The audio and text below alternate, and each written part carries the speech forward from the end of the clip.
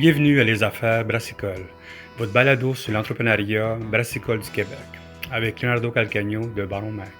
Bonjour tout le monde, ici Leonardo Calcagno des Affaires Brassicoles. J'espère que vous allez bien tout le monde et que comme moi, vous avez hâte au soleil, vous avez hâte d'aller dans les terrasses, vous avez hâte de plein de choses.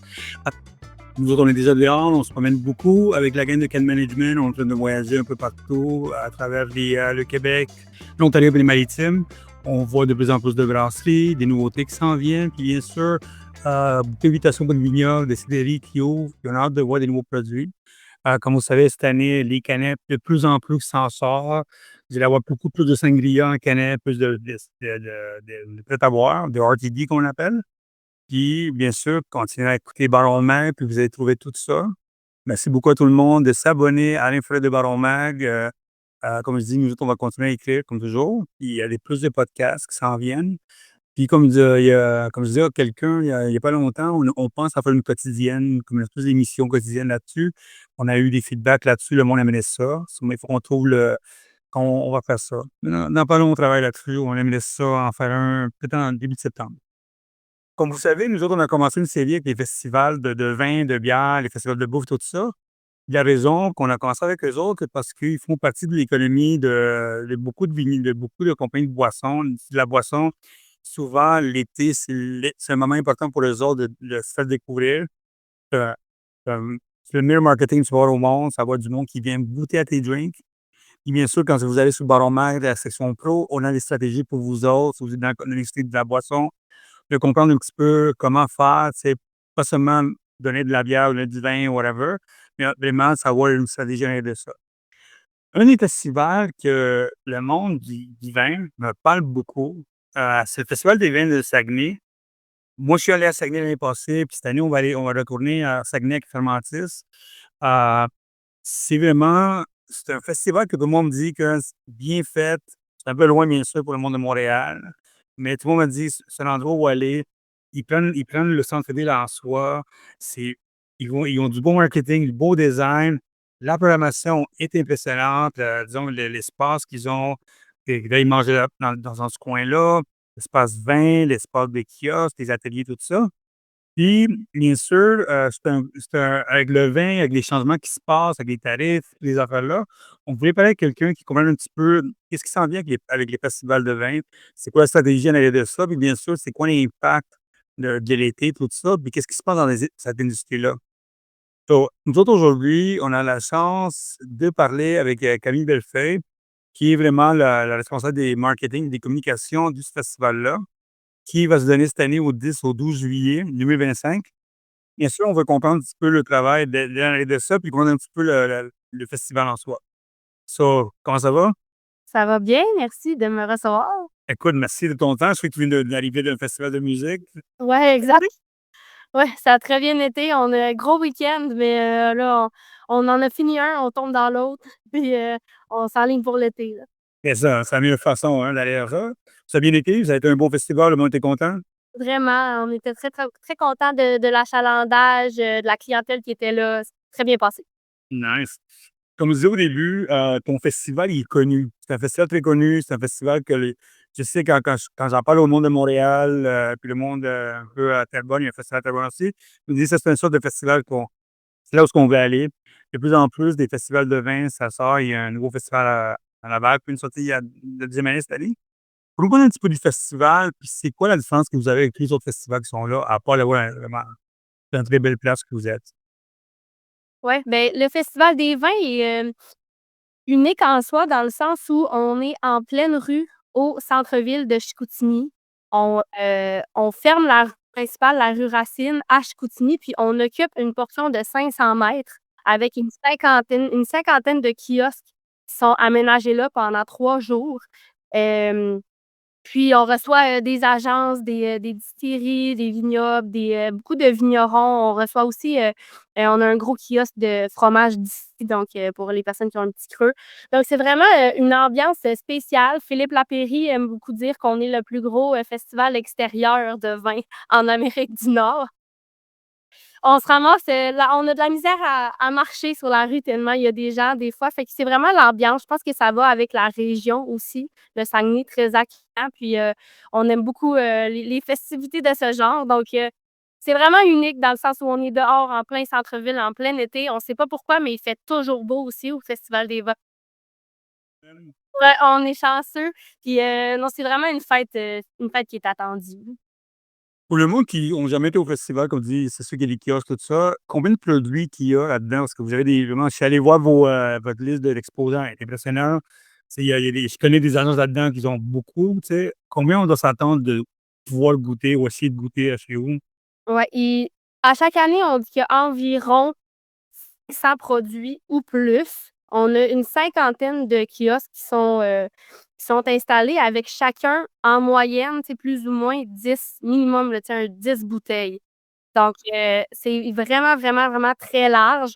En grande majorité du vin, on a, un petit peu de micro, de distilleries quand même qui viennent offrir, des cocktails, d'autres produits.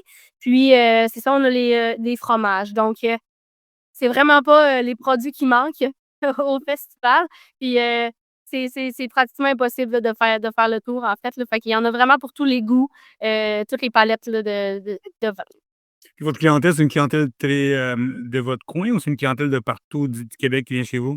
Non, c'est majoritairement quand même de la région, mais on en voit beaucoup qui arrivent, d'ailleurs au Québec, même, d'Europe. On en a, chaque année qui s'achètent des billets. On voit les billets qui rentrent, qui ont été achetés en France, des trucs comme ça. Fait que ça vient d'un peu partout quand même, la côte nord beaucoup. On est quand même pas si loin. Fait que Québec, ils viennent nous voir. Montréal, Québec aussi, il y en a qui viennent, puis c'est ça, ça vient même de l'international des fois, là. Félicitations, est-ce qu'on fait beaucoup de travail pour l'international ou c'est vraiment les bouche à oreille, le monde que ça en parle de ce festival-là? Je pense que c'est en grande majorité le bouche à oreille quand même. On voit depuis la pandémie, on a de plus en plus de vignerons qui arrivent de partout, là. L'année passée, on en avait de l'Australie qui sont venus directement au festival pour être dans un des kiosques. On en a de France, Espagne, un peu partout en Europe, Canada aussi, un peu partout. Fait que je pense que c'est en partie le bouche à oreille. Puis, on fait un petit peu de publicité à l'international quand même, mais c'est pas une majorité. OK, OK. OK, so maintenant, on va couper ça un peu en cours de programmation. Le festival en soi, comme tu sais, au début, tu me dis, il y a plein de vins, plein de ça, mais vous avez une programmation déjà très découpée, puis vous avez le terrasse des fromages ici. Cette année, l'espace vin, c'est la Sicile, c'est cool ça. Puis le kiosque SAQ, tout ça. Pour nous parler un petit peu, à quoi on doit s'attendre quand tu vas dans le terrasse fromage d'ici, à part d'avoir pris une fromage, à quoi on doit s'attendre à ça? Ouais, ben la terrasse fromage ici est aménagée dans un container qui est ouvert. Fait qu'il y a une scène là-dessus aussi. Puis, toute la fin de semaine, il y a les fromages à déguster, mais il y a aussi des conférences gratuites sur les fromages et sur les vins aussi. Fait que chaque soir, il y a 3 conférences, dont une sur les fromages, 2 sur les vins. Puis, les gens peuvent aller découvrir des vignobles ou des vignerons, des agences qu'ils connaissent pas nécessairement. Ils peuvent goûter aussi aux produits. Puis, fait qu'on a ça sur cette terrasse-là. Il y a toujours un expert en fromage qui est présent aussi sur cette terrasse-là. Fait que donner encore plus d'informations sur les fromages, québécois puis de notre région, entre autres. Puis, c'est une petite terrasse qui est aménagée où les gens peuvent aussi prendre une pause s'il y a pas d'activité à ce moment-là. Ben, il y a toujours des tables, des parasols, des chaises. L'espace vin du Québec, c'est quoi? Vin du Québec, c'est chaque année, on a une région ou un pays hôte. Cette année, c'était très de circonstance de s'associer avec les vins du Québec. On est vraiment content de ça. Ça fait quelques années qu'on est en discussion, puis là, cette année, ça a abouti, puis on est vraiment content. Fait qu'eux vont avoir un gros kiosque sur place, qui vont présenter, si je me trompe pas, il va y avoir presque 12 vignerons du Québec dans ce, kiosque-là qui vont pouvoir rencontrer les gens puis discuter de leurs produits. OK, parce que moi, j'y vois, il y a plus de 1000 vins locaux. Plus de 1000 vins locaux? C'est ça que je vois ici. Oui, ouais, Oh my God, OK, ça va être bon ça. ouais. Est-ce que vous êtes vraiment un festival B2C? C'est-à-dire vous avez le job pour le customer en soi. Est-ce que vous avez des sections B2B pour le monde? Est-ce que vous avez la beauté de vous autres, vous avez tout le monde qui arrive d'un coin? Est-ce qu'à un moment donné, vous faites du B2B pour les clients, pour les rencontres, tout ça, pour les autres, qu'il y a un besoin pour ça ou pas dans votre festival? Pendant le festival, on le fait pas. Ça arrive des fois qu'on a des activités en marge là, du festival où On peut organiser des rencontres entre, par exemple, les restaurateurs et les agences, mais la très grande majorité, c'est vraiment du B2C, c'est les clients qui viennent sur place, qui s'achètent des coupons, qui sont là de 4 heures à 21 heures. Puis en étant, commanditaire avec, la SAQ aussi, ben, c'est vraiment ça, le but aussi, c'est que les clients, ils voient des produits qu'ils vont pouvoir aller rechercher après, dans leur succursale. Excellent. Bon, allons côté plus stratégique, tout ça. Le festival que vous avez, tu sais, c'est un festival qui, comme je disais, que le monde adore. J'entends parler beaucoup de vous autres, tout ça. Qu'est-ce qui a changé depuis le début de votre festival? Tu sais, parce que, tu sais, on a un moment donné, tu sais, il y a le vin sans alcool qui embarque, il y a comme je disais au début, les vins, des canettes, des 5 bières sans canette, des frites, ce qu'on appelle, tous ces produits qui s'en viennent. Comment on fait pour tu sais, garder le core, c'est le vin chez vous, puis avoir tous les nouveaux produits, puis bien sûr, la consommation qui change aussi avec vous autres. Comment on fait pour garder tout ça ensemble? Ouais, ben, le festival est rendu à sa 18e édition cette année. Ça a commencé avec un tout petit festival de comme, 10 kiosques. Là, on est rendu à 50. À chaque année, c'est toujours des enjeux qu'on essaie de rester au courant puis de se tenir à jour. La consommation responsable, entre autres, on en parle de plus en plus, les produits sans alcool, quels kiosques en offrent. Est-ce que l'offre de sans alcool est suffisante aussi? Puis on se le fait demander de plus en plus aussi, là, à quel kiosque je peux aller? Je suis enceinte ou je bois pas, tout simplement, d'alcool. À quel kiosque je peux aller? Fait que ça, mais je pense que les exposants sont, de plus en plus sensibilisés à ça aussi. Ils ont le goût d'en faire puis d'offrir ces produits-là. Fait que ça, c'est sûr que c'est toujours un enjeu pour lequel on reste à jour. Avec la SAQ aussi, on travaille à identifier ces produits-là puis à les mettre, un peu plus de l'avant. Après ça, ben, il y a c'est très important pour notre conseil d'administration, par exemple, que, c'est un festival de vin. Fait qu'on a quelques kiosques de spiritueux, mais à chaque année, tu sais, il y en a le taux de rétention des kiosques est vraiment, impressionnant au Festival des vins. Sur 50 à chaque année, on en a peut-être un ou 2 à remplacer parce qu'il y a quelqu'un qui s'en va. Sinon, c'est toujours des gens qui reviennent. Mais tu sais, c'est important pour nous si c'est un kiosque de vin qui s'en va, ben, on le remplace par, une autre agence de vin. C'est pas un kiosque de spiritueux. Ça Les spiritueux sur place, ça permet quand même d'offrir quelque chose d'autre aux gens qui ne boivent pas du vin puis qui sont là, par exemple, avec leur gang d'amis. Mais c'est notre core business, c'est vraiment le vin, puis ça, c'est important pour nous que ça reste comme ça aussi. Est-ce que le vin sans alcool chez vous, est-ce que vous avez de la place à ça de plus en plus? Que je sais que moi, personnellement, je suis pas quelqu'un qui aime le vin sans alcool. Moi, ça goûte trop sucré, mais je sais que de plus en plus, des grosses compagnies de luxe lancent des vins sans alcool, du champagne sans alcool, des cidres, des affaires comme ça. Est-ce qu'à un moment donné, vous avez donné plus de place à ça? Parce que les consommateurs, ils en veulent ça, on les voit dans d'autres festivals déjà. Est-ce qu'il doit y avoir un kiosque uniquement pour ça? On avait vu dans la grande dégustation, l'année passée, on avait vu une place uniquement pour le sans-alcool. Ouais, ben, à notre festival, étant donné que chaque agence a vraiment son kiosque, pour l'instant, l'action qu'on a trouvé de faire, c'est vraiment d'identifier les produits sans alcool dans chacun des kiosques avec des petites enseignes, par exemple. Fait que pour l'instant, c'est vraiment plus vers ça qu'on s'enligne, dans vraiment identifier les produits qui sont disponibles, mais on n'a pas de kiosque qui a uniquement, du sans alcool. On en a déjà eu, Heu, une petite roulotte qui offrait, uniquement, du sans alcool quand même. Ça avait bien fonctionné, fait que c'est quelque chose qui pourrait, évidemment être reconduit.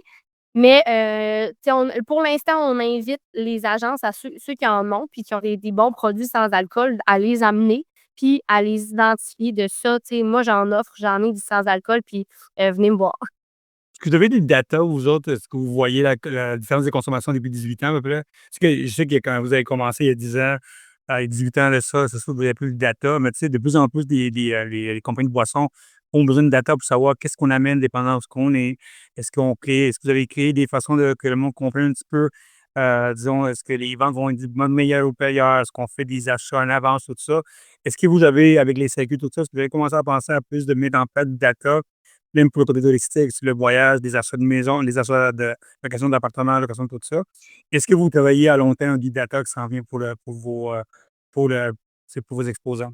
Ouais, ben, on est toujours en collaboration avec la SAQ justement pour essayer de trouver une manière qui est, plus facile pour les agences, par exemple, de voir leurs retombées après le festival. En fait, c'est qu'ils ont leur chiffre de vente après, mais On essaie toujours de travailler sur, la technologie au festival aussi. Étant dehors, c'est comme plus difficile de tu sais, par exemple, pour un bracelet qu'on pour payer, des trucs comme ça, mais on essaye de si c'est pas cette année, ça va être dans les années prochaines, d'avoir soit une application mobile qui permet aux gens de scanner puis d'aller directement, tu sais, acheter en SAQ ou des trucs du genre pour que les exposants aient encore plus de données, tu sais, sur ce qu'ils ont vendu grâce à cette fin de semaine-là, tu sais, que le client directement du Festival des vins aille été, par exemple, acheter à la SAQ, ben, ce produit-là. Fait que c'est toujours d'amélioration continue de notre côté qu'on essaye de faire. Les exposants aussi, ben, on calcule, ils ont quand même des calculs, poussés sur, les coupons qu'ils vendent, pendant le festival. C'est tout compté par nous. Fait qu'ils savent aussi un peu à peu près combien de gens sont passés dans leur kiosque puis, fait que pour l'instant, c'est un peu plus du côté des exposants, mais on travaille vraiment à trouver une façon de calculer un peu leur retour, sur investissement, là. Ouais, puis côté marketing, au sens que vous faites du marketing, c'est sûr, en ligne, tout le kit. Est-ce que vous voyez de plus en plus de marketing de réseaux sociaux? C'est le marketing encore d'infolettes, c'est le marketing plus en papier? Où est-ce qui est votre marketing, vous autres, plus en face là-dessus? On s'enligne de plus en plus dans le numérique, vraiment. Tant dans nos placements, publicitaires que, vraiment alimenter notre page Facebook, notre site web, par exemple. On a Recyc Québec comme partenaire aussi, fait que de ce côté-là, ça nous pousse, ça nous encourage à diminuer aussi tout ce qui est, papier et cetera. De là aussi l'idée d'avoir une application mobile potentiellement pour, que les gens puissent consulter, par exemple, un plan de la rue, puis d'être de plus en plus là, dans le numérique et non dans le papier. Excellent. Puis le côté numérique, est-ce que vous avez, comment ça va que le monde peut savoir, bien sûr, c'est qui l'exposant, tout ça? Est-ce que vous avez goûté avec des restaurants pour que les restaurants savent aussi le fromage ou la bouffe pour boire avec le vin? Comment ça fonctionne? Est-ce que les On Dans le passé, on a déjà eu des collaborations avec les restaurants. On en fait de temps en temps des événements, par exemple, avec les restaurants, mais étant sur la rue avec les kiosques, ben, les gens peuvent vraiment aller souper puis c'est tout, tu sais, c'est plus individuellement du côté des restaurants. Ils gèrent, plus leur fin de semaine de leur côté, puis nous, après ça, ben, on a le vin, là, sur la rue. honnêtement, je trouve que votre festival, ce qui est de votre festival extérieur, c'est que vous donnez la chance à le monde de goûter à l'alcool, d'aller acheter une bouteille de vin à la SAQ à côté. Ouais. Ça, c'est quelque chose, moi, que j'en parle souvent, c'est que les festivals de bière, ils ont pas compris ça, d'avoir 2 3 dépanneurs dans un festival proche de là, à l'extérieur, que ça fonctionne. Je trouve ça intéressant de ça. Vous autres, comme vous voyez où le festival, disons, dans 2 3 ans? Parce que number one, vous êtes très touristique. C'est la raison qu'on vient chez vous, comme vous dites, on savait c'est où l'affaire, mais d'où est-ce que vous voyez dans 2 3 ans le festival? Après le côté numérique, tout ça, et puis, c'est votre rôle, vous êtes dans l'industrie, du vin à travers ça. Ben, de notre côté, le festival, on est toujours à la recherche de quelles nouveautés on peut apporter, puis de quelle façon. Présentement, la portion de rue qu'on habite pendant le festival, on est pas mal au maximum d'espace qu'on peut, occuper présentement. Oui. Fait que là, c'est sûr qu'après ça, ben, c'est des choses on est à la recherche de choses qu'on peut ajouter au festival, comme par exemple une application mobile qui permettrait de voir le plan, te faire un petit chemin à travers les exposants, par exemple, que tu sais qui ont des produits que tu aimes, pouvoir scanner tes produits peut-être puis les garder, Non. tu sais, en note de ce que tu as aimé, ben, tu le gardes en note dans ton appli, puis après ça, tu peux t'en aller directement à la SAQ avec ça. Heu Présentement, on fonctionne aussi avec des coupons qui sont en papier parce qu'on essaie de trouver toujours une solution pour, ben, avoir des bracelets, mais là, c'est toujours la technologie qui, faut trouver de quelle façon ça va fonctionner. Fait que c'est plus vers là que le festival, s'enligne pour les 2 3 prochaines années, améliorer son côté, technologique, je pense. Puis l'industrie en soi, comment ça va, le festival de vin dans l'industrie en soi? Parce que je sais que celui de Terrebonne, il va bien, Laval, lui, est tout nouveau, celui de Laval. Celui du centre-ville de Montréal fonctionne vraiment bien, est bien placé. Mais en soi, l'industrie du vin, dans l'idée festival, comment ça va pour vous autres? Pour nous, jusqu'à présent, on voit que ça va bien pour la clientèle. La clientèle est toujours là, il y a toujours un intérêt. Puis du côté des exposants aussi, fait que les agences, les vignobles, répondent toujours aussi très bien présents. On a une grosse liste d'attente au Festival des vins. Je disais, sur 50 kiosques, il y en a peut-être un ou 2 par année qui décident qu'ils ne reviennent pas, puis c'est facile, on va plus dans la liste d'attente, puis ils rentrent tout de suite. Fait que de notre côté, c'est vraiment jusqu'à présent, c'est vraiment pas un enjeu de, remplir là, notre festival. Puis les exposants ont toujours des bons mots puis sont excités de venir dans la région pour rencontrer la clientèle justement. Fait que de notre côté, moi, j'ai pas vu, tant que ça de changement à ce côté-là. Avec les tarifs avec les tarifs de nos voisins, les Américains, on l'a pas vu beaucoup. Par contre, il y en a quelques-uns qu'on a vu que leur portefeuille, leur porte Oui, ouais. diminué. Il y en a, tu sais, il y en a qui ont peut-être remis en question leur présence justement dans les festivals parce qu'après ça, ben, ils ont plus rien à présenter, tu sais, puis c'est vraiment plate pour eux. C'est très plate pour eux, mais pour l'instant, là, il y a pas beaucoup d'enjeux au Festival des vins pour ça, là. On est chanceux aussi, là, pour ça, mais la clientèle et les exposants sont vraiment au rendez-vous. Est-ce que vous parlez entre le festival de vin, vous autres, ou c'est quelque chose, vous, pour l'instant, c'est encore très gardé encore? Je sais que les festivals de bière commencent à se parler entre eux autres, les festivals d'alimentation se parlent depuis des années ensemble. Est-ce que vous pouvez commencer de plus en plus à parler ensemble de la collaboration, ou parler un petit peu de ce qui se passe, ce qu'on pourrait travailler ensemble? Parce qu'il y a un. Tu sais, je sais qu'avec l'Alliance Québec, l'Alliance touristique du Québec, ils essaient tout le temps d'avoir du monde ensemble. Et vous autres, comment ça va? Ben, je te dirais premièrement au Saguenay, on a une belle table qui rassemble les événements majeurs là, du Saguenay, tant en, bière, vin ou musique. Fait que de ce côté-là, ça va bien. C'est une belle collaboration qu'on a dans la région pour ça. Puis, ben, on commence à de plus en plus aller, tu sais, voir d'autres festivals, parler avec d'autres festivals, par exemple à Québec. Le Festival des vins, des autres événements en vin qui sont, par exemple, en dedans, fait que très différents du nôtre, mais qui nous permettent de voir une autre ambiance, une autre façon de faire. Bon. Les exposants aiment de d'autres festivals qu'on pourrait amener aux nôtres, et cetera. Fait que oui, quand même, on se tient à jour. On aime ça discuter avec les gens, puis savoir, tu sais, un peu être à jour dans le milieu, là. Ben, excellent. Écoute, Camille, merci beaucoup de ton temps. J'ai des millions de questions, mais c'est qu'on est occupé avec le temps. Écoute, félicitations pour le festival encore. On va vraiment essayer de le voir cette année. J'ai eu beaucoup de feedback du monde qui me dit que j'allais faire un petit tour là-bas. Ça, rappelez tout le monde, Festival des Vins Saguenay, du 10 au 12 juillet 2025. Allez découvrir le coin. C'est un vraiment beau coin. Plein d'affaires à faire dans ce coin-là. Booker votre hôtel en avance, bien sûr, parce que je sais que tu es plus équipé. Ouais. Et est-ce qu'il y a quelque chose d'autre que tu veux dire avant qu'on finisse ça? Non, mais non, ça va être une très belle fin de semaine à thématique québécoise quand même. Fait que ça va être vraiment le fun. Puis il fait toujours beau. Fait que venez nous voir au Saguenay. Je vais mettre à bois, ça devrait être. Excellent, merci beaucoup. Hein? Merci à vous. Merci à tout le monde d'avoir écouté les Affaires Brassicas. Si vous êtes un festival, contactez-moi à leonardo@baromac.com. On va essayer d'aller au festival cette année. On est en mai, on est supposé descendre à Fermantis pour un événement dans ce coin-là. Puis on va se promener à travers le Québec avec Cannes et Keg Management. Merci beaucoup et à la prochaine.